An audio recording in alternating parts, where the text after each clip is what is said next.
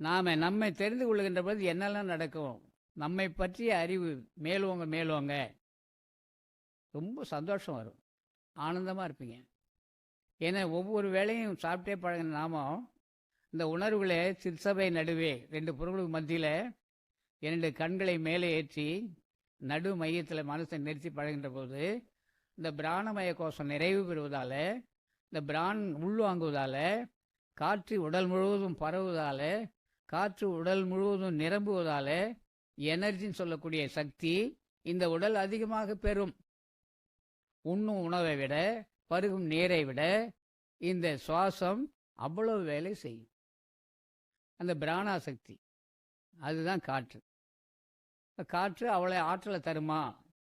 இன்னைக்கு காற்று கருவிகள் தான் நிறைய வேலையெல்லாம் செய்துட்டு இருக்கு. ஒரு 50 அடி போர் போடுறதுக்கு அந்த காலத்தில் ரொம்ப சிரமம், கையால் ஆக்கர் வச்சு தொலைச்சிக்கிட்டு இருந்தாங்க. ஆனால் இன்னைக்கு 500 அடியை 1 மணி நேரத்தில் உள்ளே போட்டுருவாங்க. என்னென்ன காற்று கருவிகள் எல்லாம் ஏர் கம்ப்ரஸர், காற்றை கட்டுப்படுத்தி வச்சுக்கிட்டு காற்று கருவிகள் நிறைய வந்து போச்சு.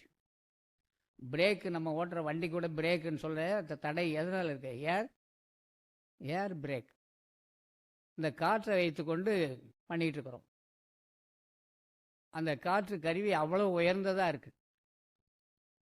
பெட்ரோலால் பண்ண முடியாத, டீசலால் பண்ண முடியாத, கெரோசினால் செய்ய முடியாத, காற்றை உள்வாங்கி அழுத்தம் கொடுத்து அந்த காற்றினால் பல காரியங்களை செய்கிறாங்க.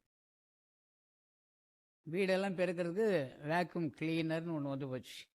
அது காற்று தான் செய்யுது. இவ்வளவும் செய்யுது. நம்மளை உடம்பை க்ளீன் பண்ணுறதுக்கு காற்று தான் வேணும். தூய்மைப்படுத்துவதற்கு காற்று வேண்டுமா? ஆமாம். காற்று இல்லாததுனால தான் உடம்பில் உபாதைகள் வருகிறது. ஆயுர்வேதாவும் சித்தாவும் அதைத்தான் சொல்லுகிறது. ஆக காற்றை இந்த உடம்புக்கு நிறைய கொடுக்க வேண்டும். நாம் கொடுக்க வேணாம். ஆகாரம் அரைன்னு சாப்பிட்டா போகிறோம், தண்ணியை அளவோடு குடித்தா போகிறோம், சிந்தனையை புருவ மத்தியில் வச்சா போகிறோம், காற்று வரும். சிலருடைய அந்த எரிவாயு நிரப்புறல டீசல் பெட்ரோல் பங்கு அங்கே போனீங்கன்னா அங்கே எழுதியிருக்கிறார் சுவரில் சைடில் ஃப்ரீ ஏர். என்ன ஏர்? ஃப்ரீ ஏரம். பின்ன கடவுள் காசு கொடுத்தா கொடுத்துருக்கிறாரு ஏர்? தண்ணியே காசு கொடுத்து வாங்குகிறோம், சோறு போட்டலும் காசு கொடுத்து வாங்குகிறோம், எல்லாவற்றையும் காசு கொடுத்து வாங்குகிறோம். மூக்கு வழியாக போகிற காற்றுக்கு காசு கொடுத்தா வாங்குகிறோம். ஆனால் இன்றைக்கி காசு கொடுத்து வாங்குகிற அளவுக்கு உலகம் வந்தாச்சு. டெல்லியில் சென்னையிலலாம் காற்றை டப்பிகளில் அடைத்து விற்கிறார்கள். காற்று இல்லை, நமக்கு சுத்தமான காற்று இல்லை.